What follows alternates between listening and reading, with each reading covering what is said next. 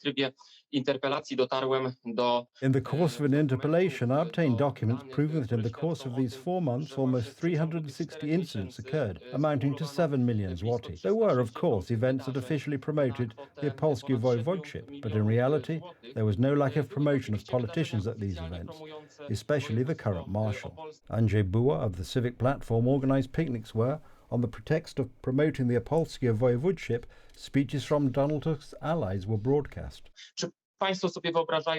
Can you imagine what would happen in Poland if the Law and Justice Party organised an event with public money, invited guests and broadcast Kaczynski's speech? These are situations that cannot be compared with what PiS is being deprived of its subsidy for. The icing on the cake was a concert to the tune of 1,200,000 zloty, at which they urged people to vote for the Civic Coalition and insulted Law and Justice politicians.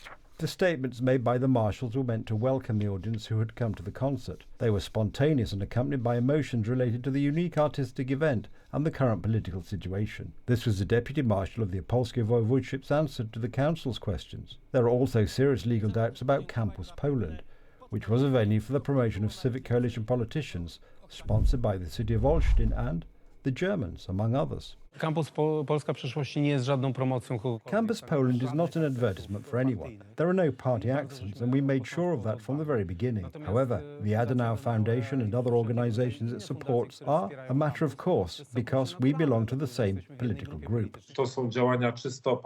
The campus was in politicians' interests. It took place during the election campaign, etc. The current government is determined to take money from Jarosław Kaczyński's party.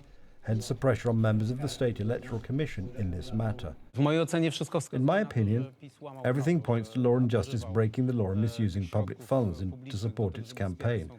We have much evidence. The problem is that the evidence is flimsy, as members of the State Election Commission say. One of the key members may turn out to be Maciej Klisz, appointed by Poland 2050 to the State Electoral Commission. According to Interior, at the end of April, Klisz was appointed by Prime Minister Tusk to a position of Deputy Chairman of the Board of the National Development Bank, with a salary of over 100,000 zlotys per month. This raises the question of whether this will influence Klisz's decision in the State Electoral Commission.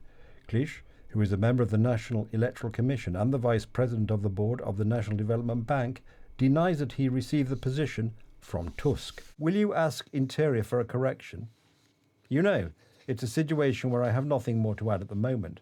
I have said what I had to say, and frankly, I have nothing more to say. Klisz is aware that there are many doubts about the picnics organised by both Law and Justice and Civic Coalition. It would be good if journalists put pressure on the authorities to change the electoral code so that certain things can be described more precisely. In general, the State Electoral Commission has very limited room for manoeuvre and, for example, there is a big problem with this kind of practice, which nobody seems to like. On the other hand, there are no specific rules that apply to this, and that applies to any party. The problem is that the Civic Coalition's report has been adopted and Law and Justice's has not. Klisz also destroys the current government's narrative that picnics organised by Law and Justice were illegal. The issue that needs to be clarified in relation to the last report has nothing to do with picnics, meetings with voters. What kind of things? It's a matter of asking the Government Legislation Centre and the Research and Academic Computer Network to answer certain questions about how certain elements work, and it has nothing to do with election picnics. About the Government Legislation Centre, the current government is accusing the Law and Justice Party of, among other things, handing out pens with the logo of the Government Legislation Centre as part of the election campaign, which did not encourage people to vote for a particular candidate, so the argument is simply weak. There are also allegations that employees do not come to work, but as the former head of the Government Legislation Centre points out, this is a lie, which can be confirmed by surveillance footage. These accusations are absolutely untrue. The truth is that the Government Legislation Centre worked in an exemplary manner. This is confirmed by the reports of the Supreme Audit Office and even by the resolution of the Parliamentary Committee on Administration and Internal Affairs for this term, from June this year. The Government Legislation Centre did not take part in my election campaign. And the employees came to work as usual? The employees came to work as usual and performed their duties according to the law, only during working hours. So what is the point? The whole operation is aimed at depriving the Law and Justice Party of subsidies, frightening the party, splitting it internally, depriving it of funds for the presidential campaign, and enabling Tusk to run unopposed next year. The point is not so much to defend oneself as to counterattack.